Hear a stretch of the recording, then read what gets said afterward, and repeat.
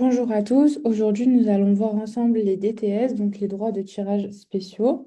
Donc, les DTS, c'est une devise fictive qui a été créée à partir de cinq autres devises jugées solides, donc qui sont l'USD, l'euro, la livre sterling, le yuan et le yen. Et donc, cette devise, elle va être utilisée en cas de problème lors d'un transport, donc en cas d'avarie qui a touché la marchandise. Et donc, si la compagnie de ce transport a été jugée responsable, elle va devoir donc indemniser le client et ça va être cette devise qui va exprimer le plafond d'indemnisation.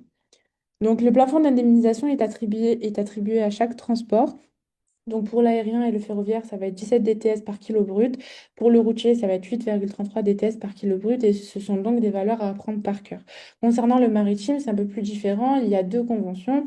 Dans les études de cas, le pays du client, il vous sera expliqué vers quelle convention pardon, il suit, mais il faudra tout de même connaître par cœur les DTS accordés à chaque convention. Donc, pour la convention de Bruxelles, ça va être 2 DTS par kilo brut ou 667 DTS par palette.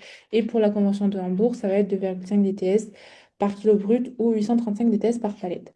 Donc, voici un exemple. Donc, on a le transport d'une marchandise de 128 kilos. Donc, en aérien, en ferroviaire, on va multiplier ces 128 kilos par le nombre de DTS attribués. Et donc, ça va nous faire ici un montant de 2176 DTS. Pour le routier, on va le multiplier ces kilos par le plafond de DTS aussi attribué. Et voilà ce que ça va nous donner. Ici, on a recensé le taux de change afin d'avoir cette indemnisation en euros. Pour le maritime, cependant, il y a donc un transport, il y aura le nombre de palettes et le nombre de kilos. Et il va falloir pour chaque convention élaborer, calculer l'indemnisation par kilo et par palette et choisir la plus valorisante, la plus avantageuse pour le client des deux, par kilo ou par palette.